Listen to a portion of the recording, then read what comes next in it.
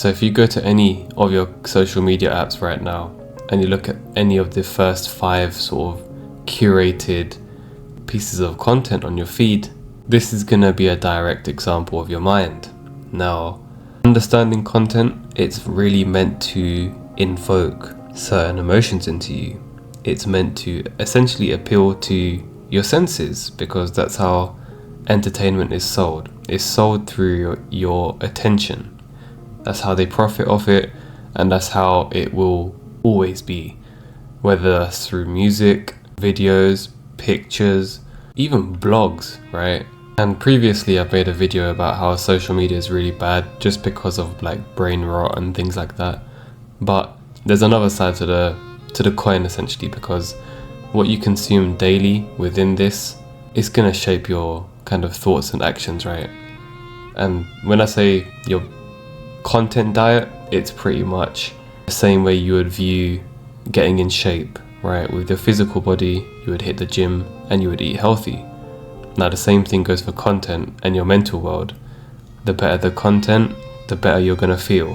And some of you might be receptive to this stuff because, again, if the pieces of content are gonna make you sort of feel a certain kind of way and your life is sort of going in the direction where you don't like it to be going, try and look at what you're basically consuming every day through your mind, right? So if you have like trouble concentrating, for example, and you've got a bunch of brain rot videos where there's like 3 screens on one video, and you know what brain rot content looks like, right? Then yeah, it's probably going to mess up with your attention span. And sort of engaging with this kind of content over time, liking and following and all of that stuff, it's going to build up, and then it's going to pretty much keep you in that loop of progressively getting worse and worse.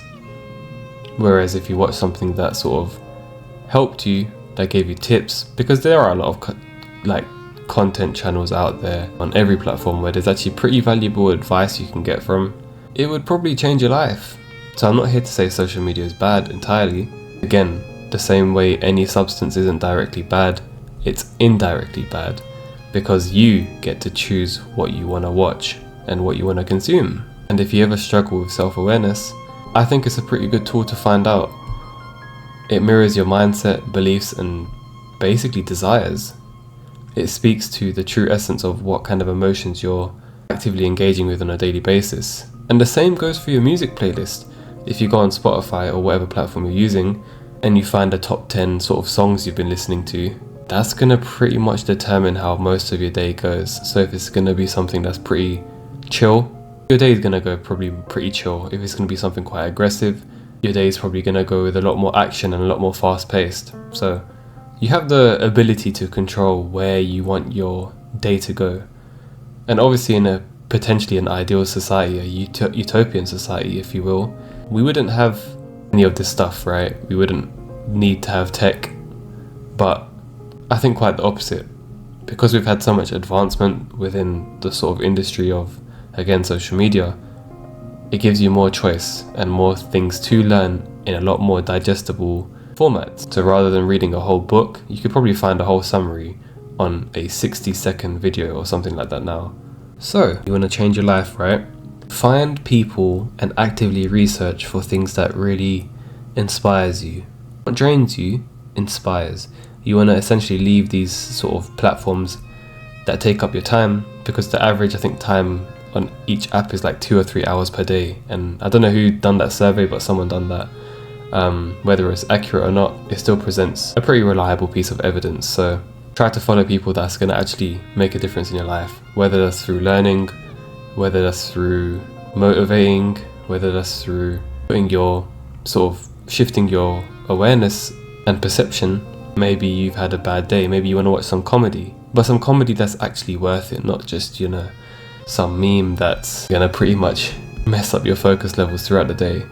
So pretty much be mindful with what you're sort of consuming, engage with it with purpose, and again, interact with those kind of posts or videos or whatever pieces of media you're watching, and continue to curate a feed where it's going to be a lot better, right?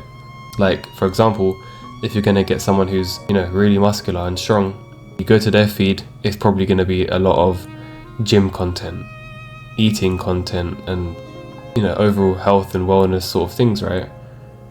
then you're going to have someone who might be potentially depressed or feeling down, right? Typically, they might be watching stuff that's pretty sad. They're probably going to watch a bunch of sad edits because, again, it's meant to appeal to those kind of senses. And oftentimes humans who sort of feel sad, they want to validate that sadness. So what they will do is watch stuff that will get them feeling even more sad, because it's a feeling, right? At the end of the day, a lot of things that we chase on a daily basis to gratify some of our emotions in any kind of way. So again, if it's happiness, people are going to seek love. If it's sadness, people are going to seek pretty depressing content because it makes them feel a certain kind of way, right? You basically don't want to feel numb. And that's the thing, because for a lot of people who are like that, they watch a lot of this stuff, and because they already feel pretty numb to life in general, their senses have to be stimulated. So now it comes to a point where they're so addicted to content in general, or at least bad content, that it has to be to such a point where it gets drastically worse and worse, because the only way they can sort of get that same feeling of, again, say for example, if it's sadness, they would have to watch something really, really, really sad, or just continue to steadily build up the number of hours that they're watching sad content. So there's a lot of examples you can use, but essentially it's a very good tool to develop self-awareness. So take what you will from this, and if you want to craft something that's pretty motivational, maybe create like one of them private folders that might motivate you, or add it to your saved or watch later, and then you can just review it daily. Just keep watching it over and over to the point where it kind of stays in your brain, and then as a result, your content's going to get better, and now you've got 2 or 3 hours on your device that you're watching this on to actually be more aligned with where you want to go in life. There's accounts for every single thing now, so there's no excuses not to actually make the most of the present opportunities that are in social media.